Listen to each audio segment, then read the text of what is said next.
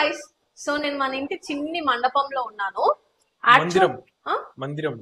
మందిరంలో ఉన్నాను. యాక్చువల్ గా దేవుడు రూమ్ కట్టించుకోవాలి, ఒక ఇద్దరు కూర్చొని పూజ చేసుకునేలాగా ఉండాలి అని కరెక్ట్ గా ఇట్లా ఇద్దరు కూర్చునేలాగా మందిరం చేయించుకుంటున్నాము. ఈ వెనకంతా ఆర్ట్ వస్తుంది అండ్ ఇక్కడ షెల్ఫ్స్ వస్తాయి అన్నమాట. యాజ్ యూజువల్ గా మనకి దేవుళ్ళని పెట్టుకున్నానికి చాలా ఎక్కువ ప్లేస్ కావాలి కాబట్టి దేవుళ్ళ పైన కాన్సన్ట్రేట్ చేసాము. ఇక్కడ స్టోరేజెస్ అంతా ఏం పెద్దగా ఇవ్వలేదు, జస్ట్ సింపుల్ గా చిన్నదిగా ఇచ్చాము. అండ్ దీని రిఫరెన్స్ ఇమేజ్ కు నేను స్క్రీన్ మీద పెడతా చూడండి. ఈ ముందర అన్నమాట ఇది. ఇలా ఎంటర్ అవుతాం పూజ గదిలోకి. ఇక్కడంతా నేను అష్టలక్ష్ముల్ని ప్లాన్ చేశాను అండ్ గోవింద నామాలు అనుకుంటున్నా. గోవింద నామాలు ఇక్కడైనా ఎంట్రన్స్ లో అయినా చూద్దాం, ఎక్కడైతే అక్కడ. అండ్ దీనికి ఆపోజిట్ గా క్రాకరీ అన్నమాట. ఇది క్రాకరీ అసలు ఫస్ట్ వద్దనుకున్నాం, జస్ట్ ఒక 2 బాక్సెస్ పెట్టుకుందాం అనుకున్నాం.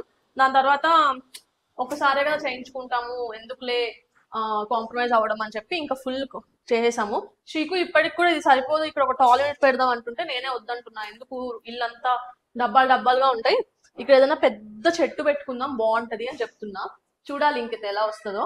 ఇప్పటికైతే జస్ట్ ఈ కటింగ్స్, ఈ ఫిక్సింగ్స్ అయ్యాయి గైస్. నెక్స్ట్ అసలైన వర్క్ ఉంది, పుట్టి పెట్టి వీటికంతా డ్యూకో పెయింట్ వేయాలి. మా స్పందన గారికి వదిలేస్తున్నాం, ఫినిషింగ్ ఎలా ఇస్తారో, అవుట్పుట్ ఎలా ఇస్తారో వేచి చూడాలి. అండ్ ఇక్కడికి మనకి వ్యానిటీ ఉంది. సో ఇక్కడ వ్యానిటీ అన్నమాట. వ్యానిటీ దగ్గర ఏంటి ఇంత పెద్దది పెట్టారు అనుకోకండి, ఇక్కడ ఒక డిజైన్ వస్తుంది. డిజైన్స్ అన్ని నేను మీకు స్క్రీన్ మీద పెడతాను చూడండి.